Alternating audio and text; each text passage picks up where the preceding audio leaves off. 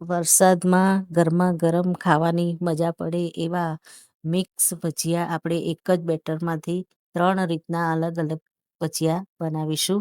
ચોમાસાની સિઝનમાં આ રીતે જો મિક્સ ભજીયા મળી જાય તો સિઝનની મજા જ કંઈ ઓર આવી જાય. તો મિત્રો, વિડીયોને જોવા માટે છેક સુધી જોડાયેલા રહેજો.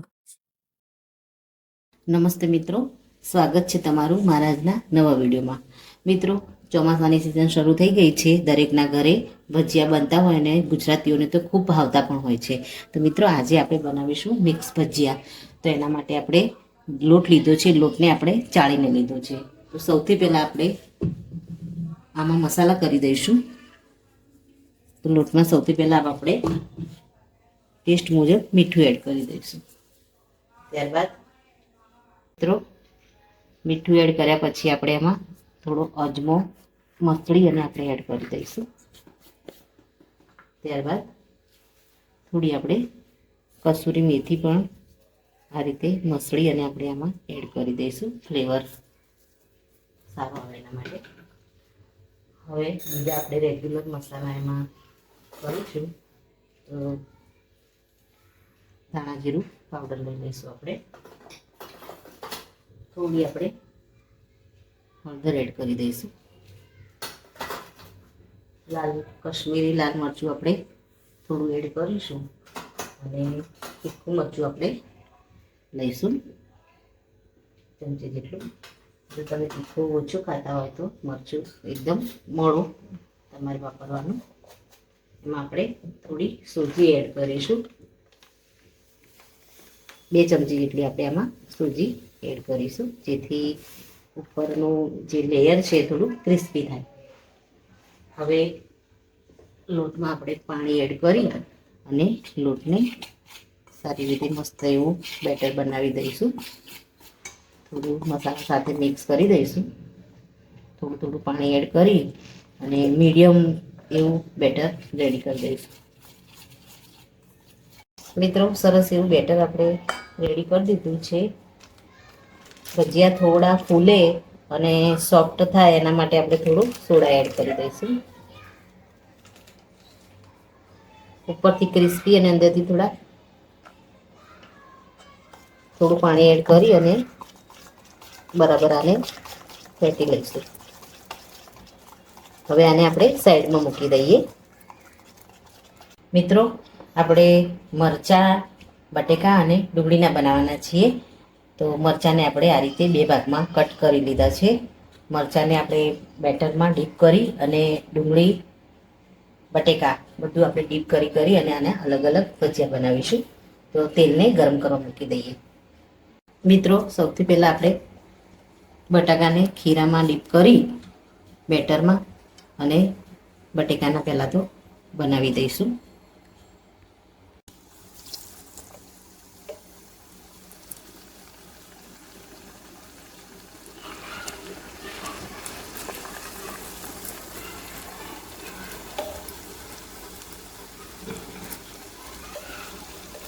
નીચેની સાઈડ થોડા થઈ જાય ત્યારબાદ આપણે પલટાવીશું. હાલ નહીં પલટાવીએ.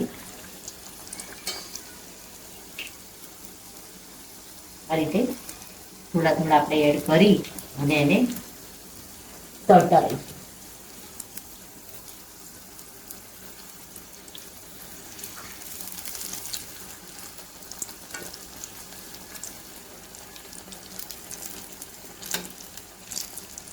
મિત્રો, આપણે થોડો એડ કર્યો છે ને એટલે સરસ એવા બટેકાના ભજીયા પછી થોડા ફૂલી અને રેડી થશે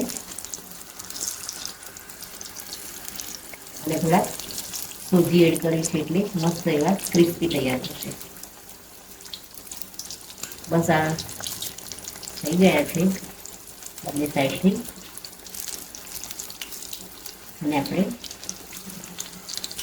થોડા ક્રિસ્પી થાય એટલે બહાર લઈ લઈએ.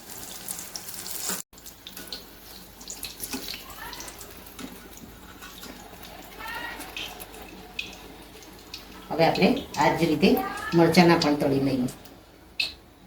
મરચાંને પણ આપણે આ રીતે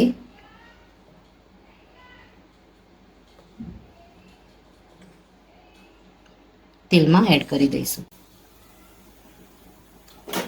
જાડા મરચાં લીધા છે, એટલે તીખા નહીં હોય, એકદમ મોડા જ મરચાં આવે છે.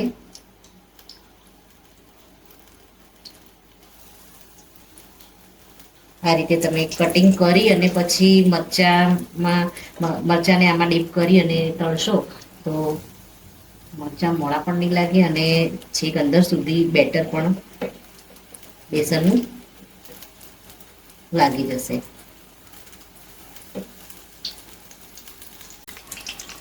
મિત્રો મરચાંના પણ સરસ એવા ફ્રાય થઈ ગયા છે.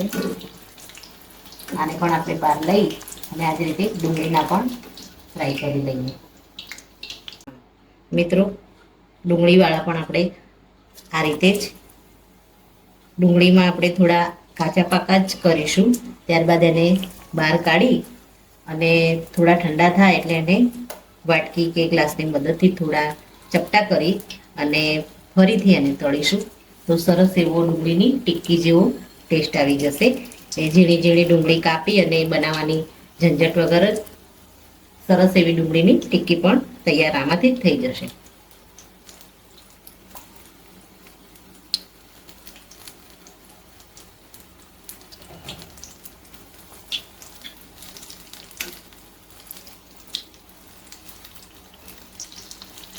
મિત્રો આપણે ડુંગળીના ભજીયાને કાચા પાકા તળ્યા છે. આને થોડા દબાવી અને ઠંડા કરી ફરીથી આને ફ્રાય કરી દઈશું. મિત્રો રેડી છે. જોઈને જ ખાવાનું મન થાય એવા મિક્સ ભજીયા. તો મિત્રો તમે પણ આ રીતે ઘરે જરૂરથી બનાવો. મારો જો આ વિડીયો તમને ગમ્યો હોય તો લાઈક, શેર અને સબસ્ક્રાઈબ કરવાનું ભૂલશો નહીં અને કમેન્ટમાં જરૂરથી લખો કે મારી આ રેસીપી તમને કેવી લાગી. ફરી મળીએ નવા વિડીયો સાથે. ત્યાં સુધી આવજો. Thank you.